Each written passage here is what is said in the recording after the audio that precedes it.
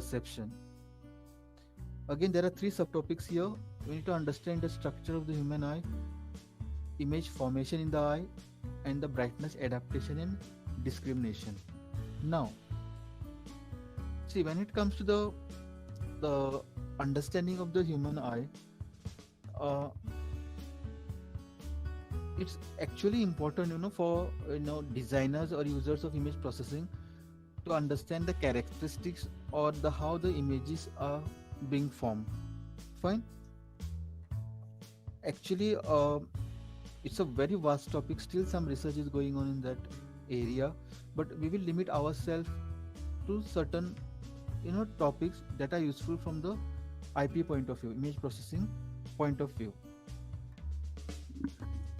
This is the structure of an eye. What this figure shows is the horizontal as well as vertical cross section of the human eye. The Let us now discuss about the components or the parts that makes up the human eye. Now, again, purposely I have drawn this diagram here. This is from the textbook, figure 2.1. All these images are available on a site called as imageprocessingplace.com. This site supports all the textbook, international textbook. Only thing is, like, you have to give the attributes that you have used their images, which we do at the end under references. Okay, now from examination point of view, it's not necessary that you have to draw the diagram as it is. Okay, even this kind of diagram is sufficient. That's the purpose I've drawn it here, shown it over here. Okay, now let us start. This is the figure, cross sectional figure in horizontal as well as vertical cross section. Now we'll take part by part. The front of the eye, is covered by a transparent surface, and that is called as cornea. So this is the transparent surface in the front. uh, I have missed it out here. Okay, here, this is the cornea. Okay, the remaining outer part is sclera. Here, this cornea is transparent, and in connection with the cornea you have the outer lining, which is called as sclera. Now, it is composed, now each of this has got certain function to perform. Now, this sclera is composed of fibrous coat, and it surrounds the choroid here. Beneath the sclera we have choroid. See here, it has blood capillaries. So if you just remember the single P, if you just remember these keywords, then you can easily score marks here. The cornea is the front end of the eye. It is transparent surface. Basically, it's for protection. Then we have the continuation in the cornea. We have the sclera, which is opaque, meaning it's not transparent. It supplies the blood. It has the blood capillaries, and this is actually the white portion of the eye. Okay, white portion of the eye is the sclera. Next, this sclera, it surrounds the choroid. Fine. So we started with cornea. Then in line with cornea we have sclera. Beneath sclera we have choroid. Okay. And inside this choroid we have the retina. See, another layer. The outer layer is sclera. In between we have choroid, and the innermost layer is retina. Okay. Now this retina, it is composed of two types of photoreceptors. two types of photoreceptors. And what are the functions of these photoreceptors? They are specialized to convert the light rays into receptor potentials. So the job of these photoreceptors is to convert the incoming light into the receptor potentials.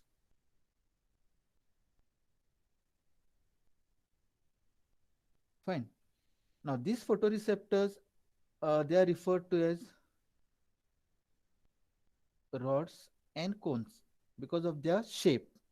Okay, these are cylindrical bodies, so they are referred to as rods, and these are triangular, so they are referred to as cones. Because they are named on account of their shape. Okay, now these rods, they are long and slender.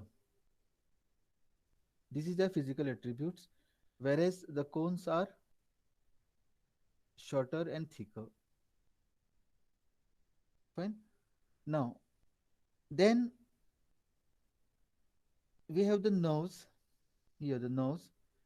They are connected to these rods and cones in the retina. Okay, and they live here from the eyeball. Let us call this as the eyeball as a optical nerve bundle.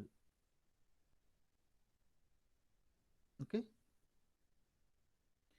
Now, the processing, the light entering this cornea, okay, is focused onto the retina surface. Here is the retina.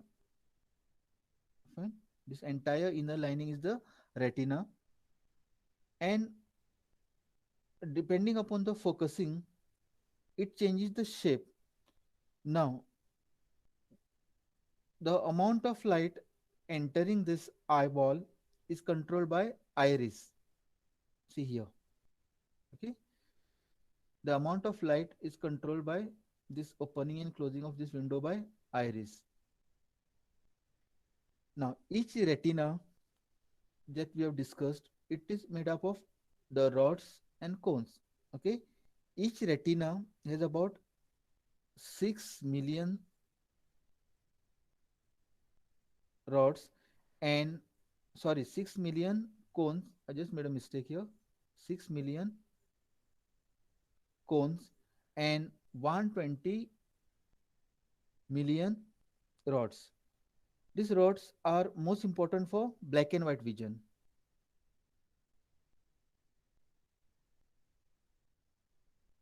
Okay. Now, uh, if I want to compare the two rods and cones, now these rods, they allow us to discriminate between different shades of dark and light. And when we observe any movement, that movement is captured by the rods. Now at low levels of illumination, under the low lighting conditions, these rods, they provide a visual response, fine, which is called as scotopic vision. Okay, let me write here. The vision provided by these rods is called as scotopic vision. Okay, so what is the primary function of these rods? They are most important for black and white vision. Okay, so in the night time, you can make out some shadows or some objects. That's because the rods are active.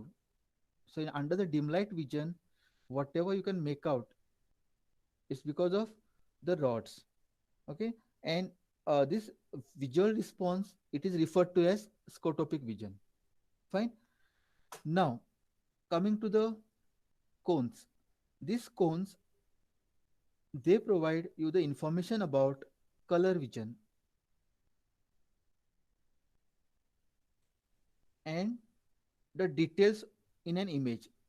So average information is provided by the rods and the detailed information is provided by the cones.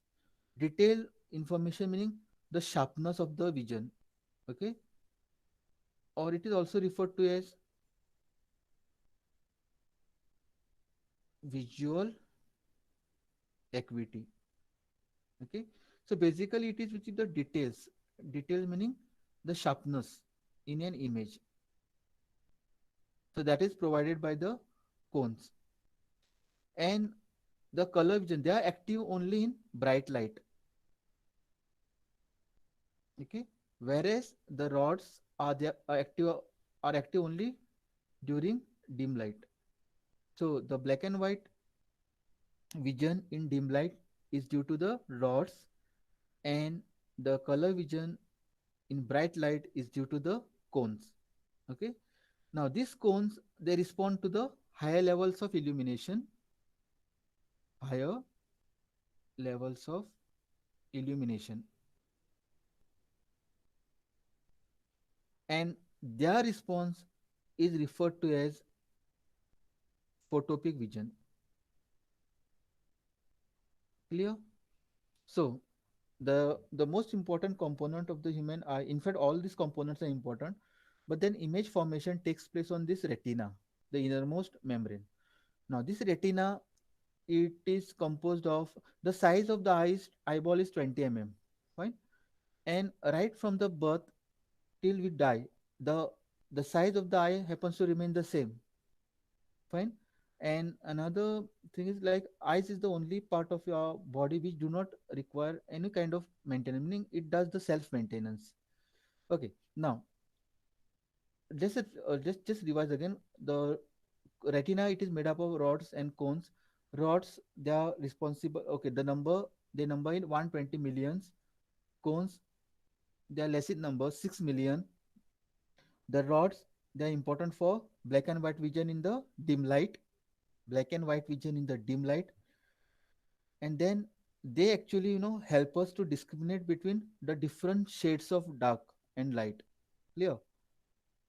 Again, if I say, like, the moment when we look at any object, the very first thing that strikes to us is the outline, the shape of that object. Okay, that is possible only because of rods. Fine.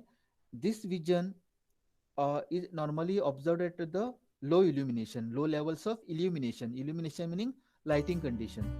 So this is referred to as scotopic vision. Coming to the cones, they are less in number, 6 million. They provide color vision and high visual acuity, meaning the details in any given image is due to the cones, and they provide the vision in a bright light. Okay, so in other words, they respond to higher levels of illumination. That point I have listed out in the corner. I see. If I take, okay, then this is referred to as photopic vision. And then in the intermediate range of illumination, like as I said, in case of rods, they are due to low levels of illumination. The photopic vision is on account of high levels of illumination. In between, in the midband or intermediate range of illumination, both rods and they are active, and they provide mesopic vision. I'm writing here, okay? Mesopic vision. Clear? So in the scotopic vision, the rods are active. In the photopic vision, the cones are active, and there is intermediate region wherein both the rods and as well as cones are active, and it is referred to as mesopic vision. Okay. Example: in the moonlight, we cannot see the color because only the rods are functioning. Fine. Now, this is the same theory, uh, what we have discussed. Now, this what I've taken, in a textbook, there are, two to three pages only attributed to this concept. All the things are not important. What is important is the keywords. Throw some values, and different textbook will tell you the different value. Like here, cones 6 to 7 million, rods 75 to 150 million, and so on. Now, there's another difference here. Look at the diagram. There are optical nerve bundles, meaning the information from the retina is carried by these nerves to the brain, and then the brain decodes the information. Images are formed in the eye retina, but then the information out of that image is provided by the brain. Okay, now these cones, each and every cone has its own nerve, whereas the rods, they are connected together, not all, in a bunches, and they are going to have a single nerve. It's like, a single wire for single cone, and for multiple rods we are having a single wire. Fine. Now, okay, there's another point here. There's the most important region is the fovea. Okay, what is mentioned?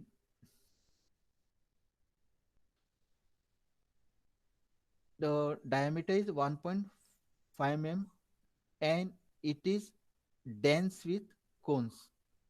So the concentration of cones in this area is very, very large, and there are no rods in that section. Fine. And there is something called as blind spot, a point on retina where optic nerve emerges here. Okay, this is what is referred to as blind spot. By chance, if your image is formed here, then the brain cannot decode it. Fine. Hence it is referred to as blind spot, and this is the most important spot wherein the images are of size 1.5 mm to 1.5 mm a square. We are going to solve one problem to make you understand the importance of this fovea. It's what we have discussed. I'm just skipping this. I'm skipping this. Now, as we have okay, I've just instead of going back again and again, I've taken the same figure. Fine. At a point near this optic nerve, okay, we have something called as fovea, and cones the density of cones is the greatest in this region. Okay, and due to this, it is the region of sharpest sharpest photopic vision, because the concentration of the cones are high. These photoreceptors, retinas, sorry, the cones and the rods, they are connected to the nerves. Okay, and they leave the eyeball as a optic nerve. This is what we have discussed. Okay, uh, now as far as our discussion is going on, we are keeping it very simple, but it is not as simple as what we are discussing. Okay, if you refer to some medical journals, it takes some time to understand all these things. But as from just image processing point of view, we will stick to some basic preliminaries of image formation in the eye. Okay, now the region from where, okay, this optic nerve leaves, these are the optic nerve leaves, and they are interconnected to the brain. So we don't have any rods or cones here in this section. Fine. If there are no rods and cones here, that means the image won't be formed here, because they are the potentials which actually gives the meaningful information. So this is referred to as blind spot. Blind spot. Okay, now this is circular in structure. If I try to spread it up, okay, if I just try to open it up, then let us mark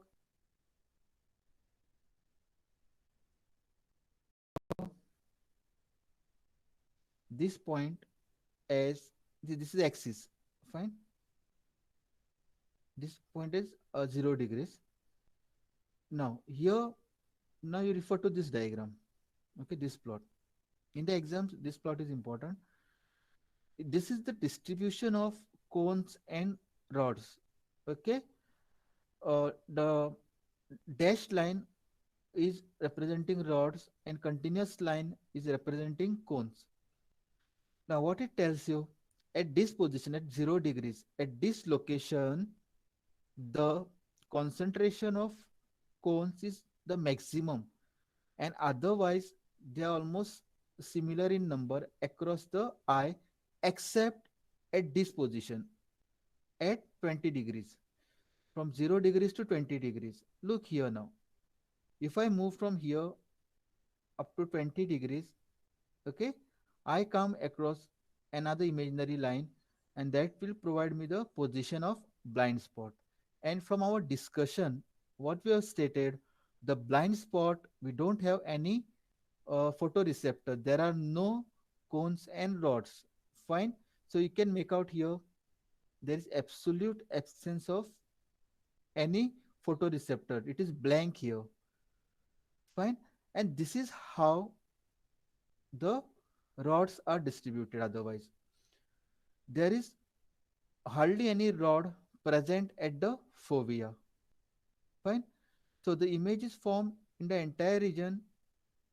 This fovea provides you the details, and the remaining part, which is covered by the rods, which will give the approximate information, fine, regarding the shape or regarding the movement of the object, and the details are provided by the cones. Okay, the fovea size is 1.5 mm in diameter. Now, this is of interest. A camera has got a sensor. Fine. Likewise, we can call it as a analogy here as a sensor. This part, it is just 1.5 mm by 1.5 mm. Okay, and it contains 33,000, sorry, 3,37,000 cones. Fine. If I try to distribute this many number of cones in such a small area, I get a resolution of 580 by 580, meaning there will be 580 cones in this line up to here, and again there will be 580 cones present vertically. It is just like the spatial resolution. We have the pixels, isn't it? And we had marked 512 by 512. But now try to relate this concept.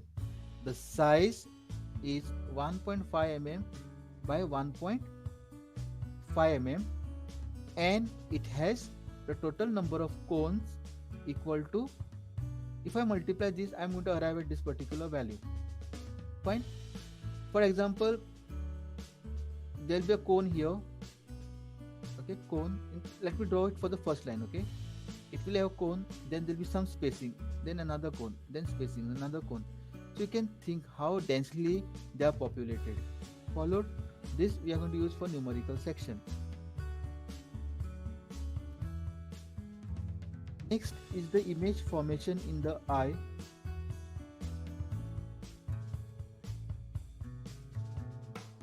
Now, this is the graphical representation.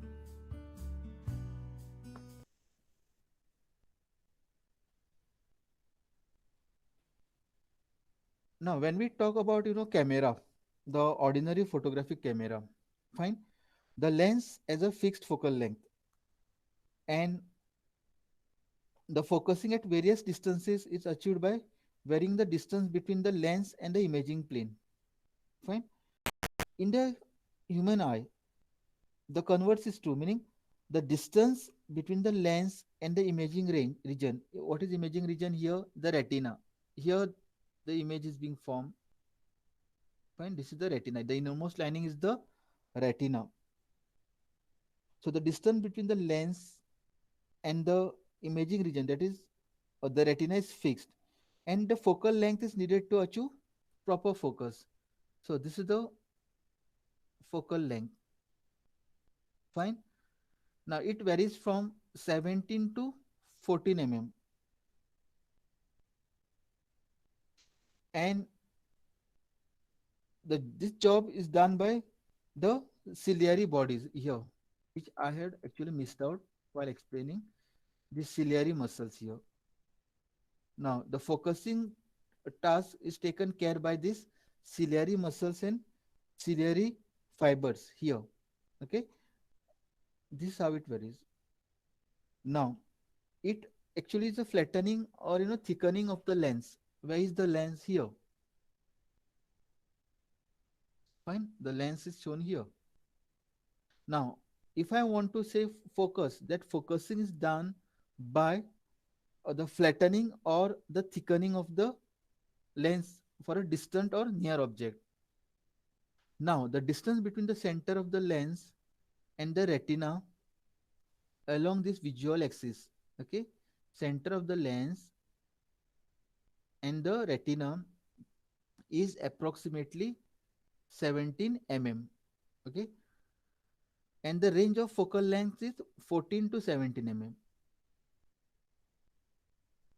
Now, it depends upon uh, what we are looking at. If the distance is far apart, I'm going to have 14 mm. If the object is near about, it will be 17 mm and so on. Fine. So here, principal difference between the ordinary optical lens and the eye is the flexibility that is taken care by ciliary bodies. Okay, meaning the thickening and flattening of the lens. The distance between the center of the lens and the retina is, it varies between 17 to 14 mm. Okay, now this is the problem statement. Here I am looking at the palm tree, okay, of height 15 meters at a distance of 100 meters. So this tree is located at a distance of 100 meters from the eye, and the height of the tree is 15 meters. Okay, now we are considering this as 17 mm. So what will be the size of this tree uh, when it formed on the retina? So for that, uh, we can use the equation. Let us denote this first. X is the height of the tree, y is this distance, and h is the total the height of the image formed on the retina, and f is the focal distance. Fine.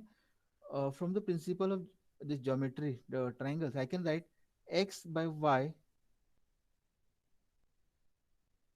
is equal to h by f. Fine. Symmetricity of triangles. X by y, vertical, horizontal, vertical and horizontal. With that, we can calculate the value of h. Now, what is this h? It is the height of the image formed on the retina of this tree. It is a distance 15 meters. Sorry, it is a distance of 100 meters. So naturally, if I take it somewhere here at a 200 meters, I'm going to get a different set of value. Fine. Next, there is something called as uh, brightness adaptation and discrimination.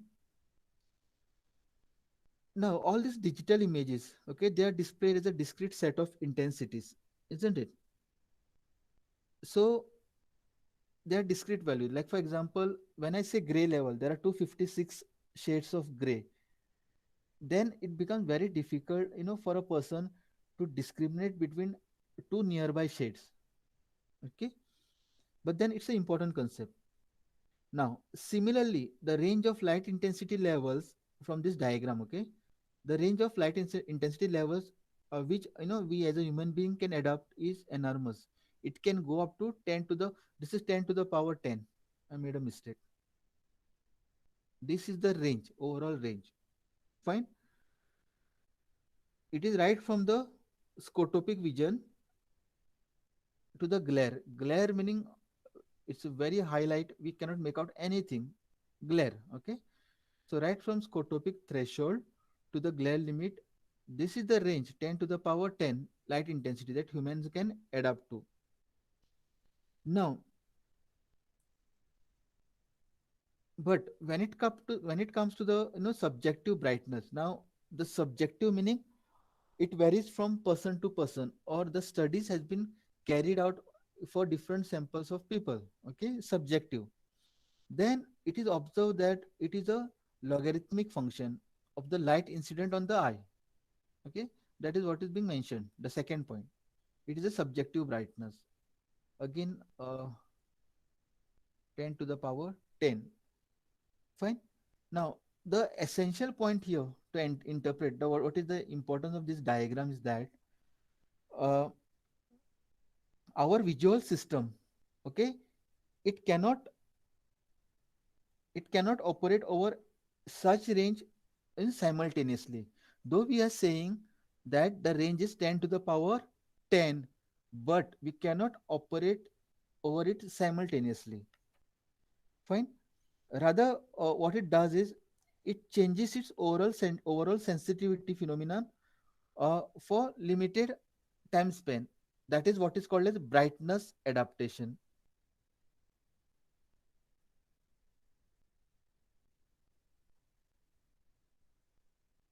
In other words, we cannot adapt to this entire range simultaneously, but we can adapt to it part by part.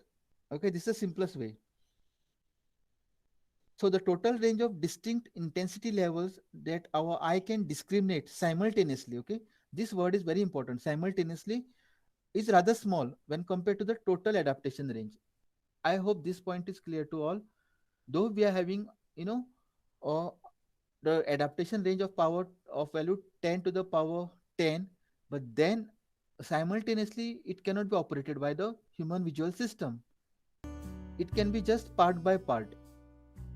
Okay, so for any given set of conditions, this current sensitivity level of the visual system is referred to as brightness adaptation. For example, when we enter the theater, from the bright light we are entering a theater. What happens? It takes some amount of time for us to adapt to that lighting condition because we are entering from bright light to a somewhat dim light, from a high illumination to low levels of illumination. But then when you sit after 2 3 minutes, what you realize, you can make out the people sitting, you can make out the chairs, you can make out the ambience slow by slow. Now what has happened? We have been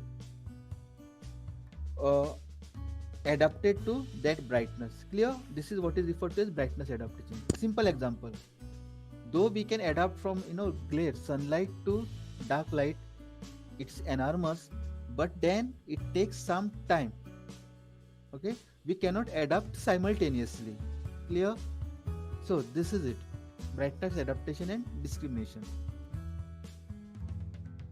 Now, uh, let us take one example. Estimate the diameter of the smallest printed dot. Okay, before that, let me here. We are having a eye model. In the this had been asked in the previous exams. This diagram is not a part of this numerical. This is for your understanding. Fine.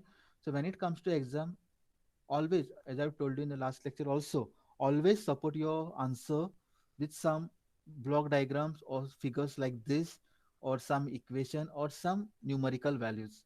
That means you actually understood the concept.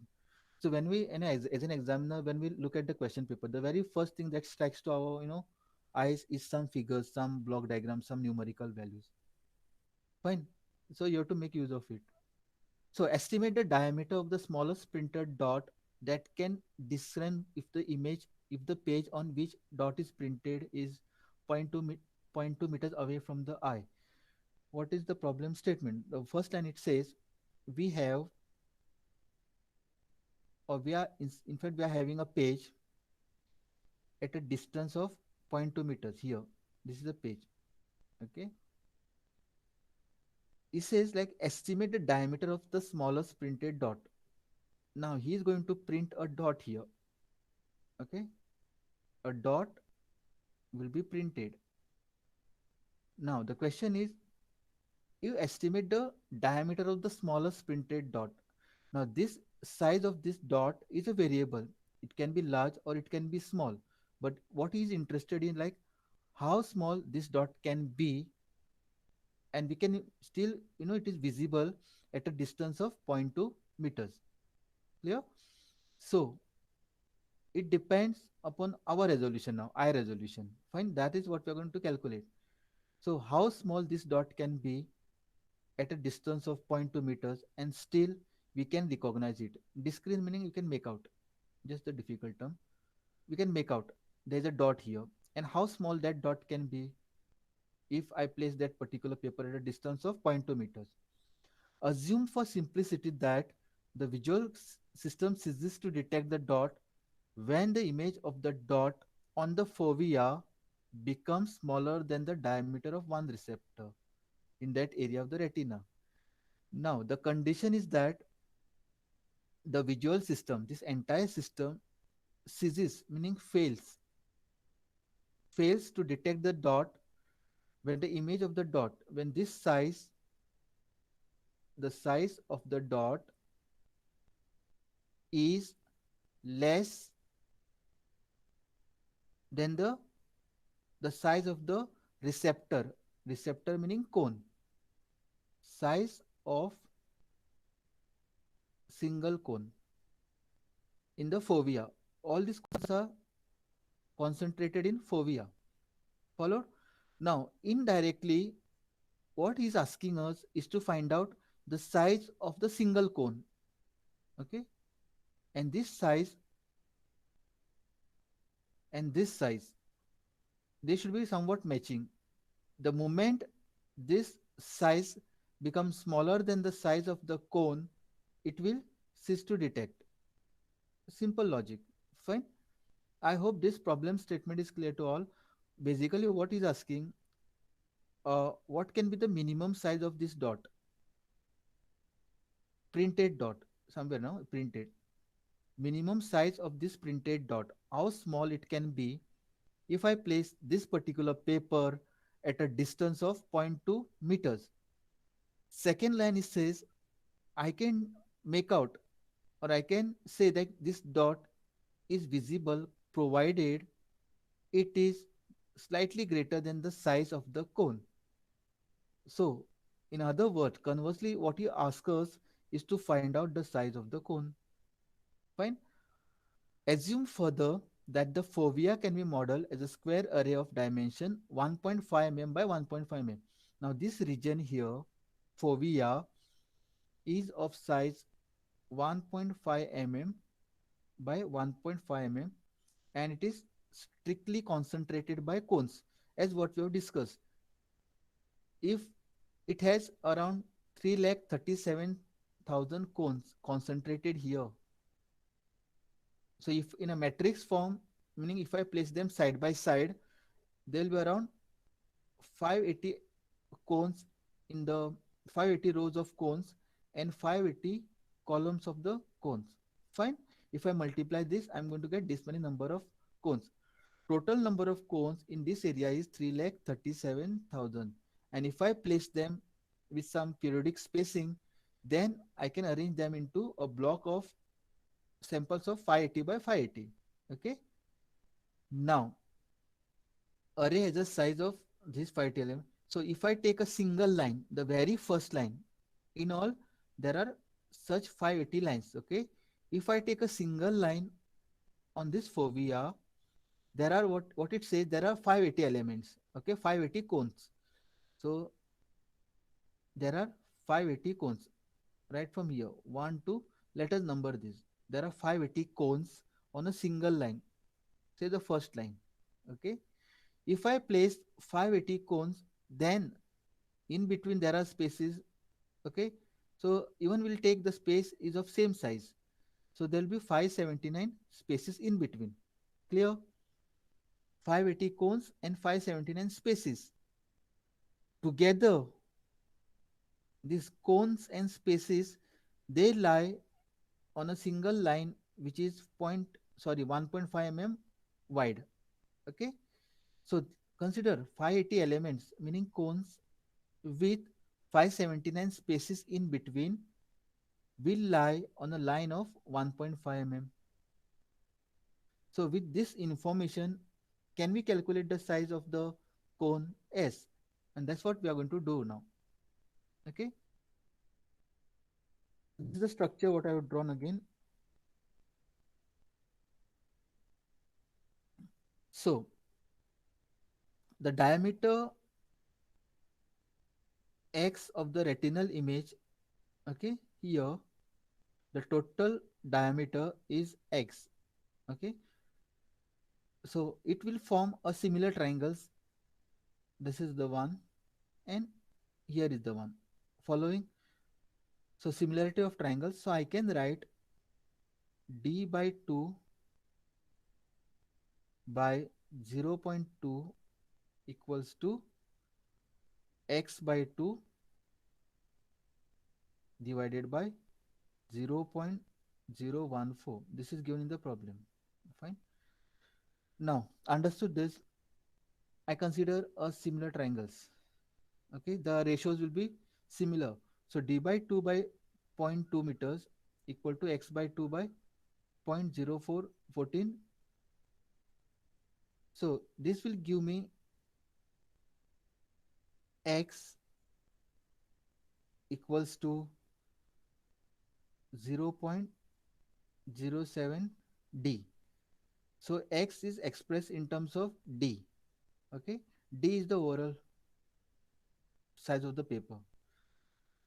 Now, from our previous discussion, okay, we can think of this fovea, okay, as a, this is what I've drawn is the fovea. Let us, I have not drawn it as per scale, but let us consider it as a square sensor. Fine. Having total number of elements as 3,37,000. Clear? Now this translates into 580 by 580 elements. In other words, 580 rows and 580 columns. Okay. Now assuming equal spacing between the elements. Okay, as I said, like there are 580 here elements and 580 in this direction. So we are just considering the first line. Okay, so if we consider the equal spacing in between across those elements, so we're going to have, 580 elements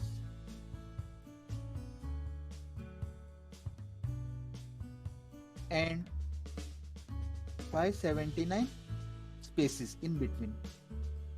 Meaning if I'm having 4 pixels, there will be 3 spacing in between, one less. Okay. Now, in that case, the size of each element and each space be taken as 1.5. 1.5 is the size, this size, na, divided by 580 plus 579. These are the total number of elements plus spaces. So that is 1.159. This will give me a value of 1.3 into 10 to the power minus 6 meters. Okay. Now, if the size of the image is the dot. Now, if the size of this dot, okay, is less than the size of this resolution, this now we can call it as a resolution, then we assume that the dot will be invisible. Clear? What we have tried to calculate is the resolution, fine, of this particular fovea. Now the size of this dot should be greater than this size, then only we'll be able to capture that dot. Fine. So in that case, the x 0.07d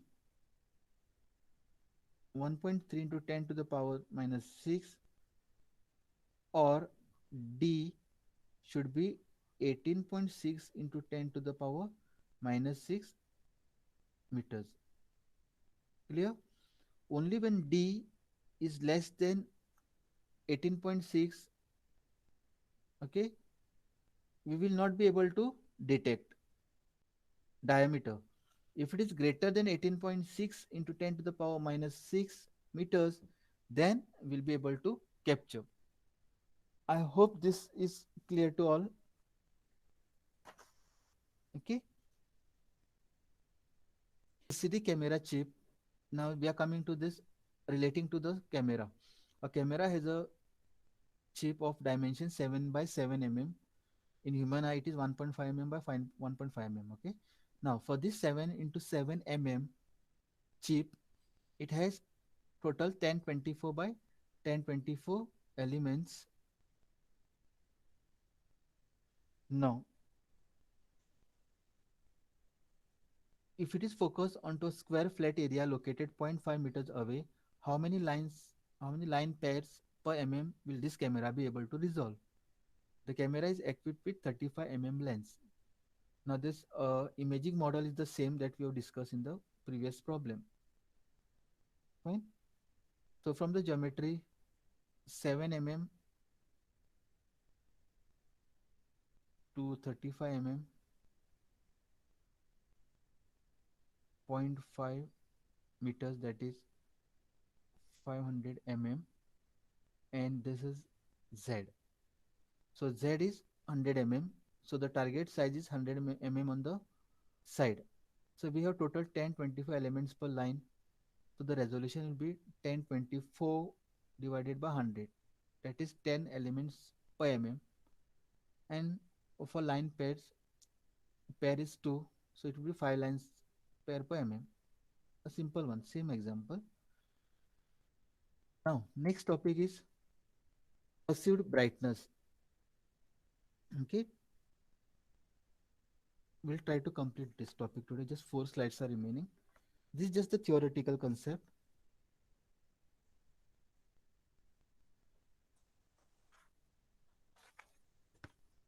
So there are different phenomena. The first one is as displayed. Now these are called as, I'm not mentioned here. Okay. This is what is called as equity and contour bands, and popularly they are known as Mach bands. Okay, they are referred to as Mach bands. Not necessary that you remember this. Okay, they are referred to as Mach bands. So what is so special about this Mach bands? Actually, they are named by the Austrian, I guess, Austrian physicist. I guess so, Austrian he is. Okay. Now consider, this set of grayscale strips. This is black. This is somewhat white, not totally white, and these are some 8 shades. Like 1, 2, 3, 4, 5, 6, 7, 8. 8 shades of gray. Okay. Now, if you closely look here, okay, each of these 8 strips, they've got uniform intensities within the strip. If I look here, the first strip, it has got black. So all these values are maybe 0. Oh, okay, if it is black. This is gray. Say for example, it has an intensity of, say, if I look at this diagram, it is not 0. In fact, there is some value, say 10. You can here, no, 10. Or this is 20, or so on. Okay. Now each of these, out of this 8 strip, all these strips are having uniform intensity. Uniform intensity. Now, if I place hands, then you can make out like they are but when we look in totality, if we place all these 8 bands together, okay, 8 strips together, then visual appearance is that each strip looks darker at its right side, isn't it? For example, if I look here, the first statement what we said, each of these strips they are having uniform intensity. But now, if you look in totality, if you look at this particular band, it seems to me like here it is more darker as compared to here, this region. So this is more dark as compared to this. This is, you can slightly blur your vision and to check out. This is slightly looks like more having more intensity compared to this. Again here, this seems to be at higher intensity, higher value as compared to this. Fine. So the visual appearance is that each strip looks darker at its right side as compared to the left side, and this is what is referred to as Mach band effect. So, actually speaking, the actual illumination, the right word is actual illumination. All these are having a linear intensity, constant, fine. But then, due to our visual appearance, fine, the perceived brightness, it seems to us like there exists a edge here, fine. So that the intensities tend to overshoot at the right hand edges. Now, this overshoot is a consequence of our spatial frequency response of the eye. The human eye possesses a lower sensitivity to high and low spatial frequencies than to mid range frequency. In other words, we can detect edges faster as compared to the content of that object. Like when you say football, I'm going to recollect it's round. A square object, the first the outline will be noticed, and then the content of it, then the approximate information. So from this, what we can say, like, we have got imperfect response to high spatial frequencies for a brightness transitions. The brightness is getting changed, they are transited, and we have got imperfect response to high frequencies. Simple thing. Okay. Now, this is the second example. The example of simultaneous contrast. Again, I've taken this from the textbook Gonzalez and Woods, figure number 2.8. Fine. Now, what is this phenomena all about? Now, each of these, the small boxes you see here, box inside a box, okay, they got the same intensity. Like for example, if the intensity is here 110, again this box has an intensity of 110, and this box has an intensity of 110.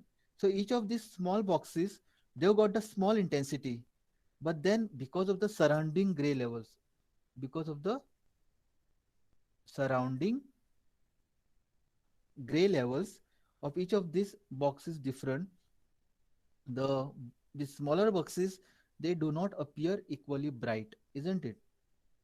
So if you look here, it seems to me like this is more brighter as compared to this, which is more brighter as compared to this.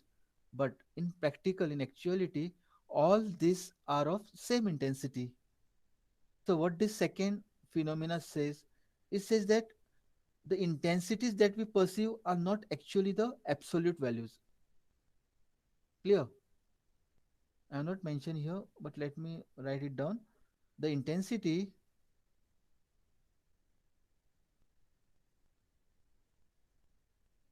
that we perceive are not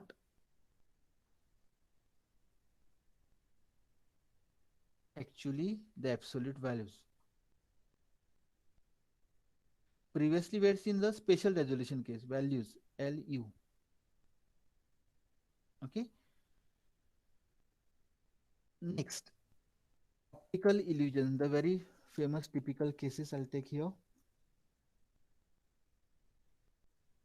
Now, what you can make out from here, these slides.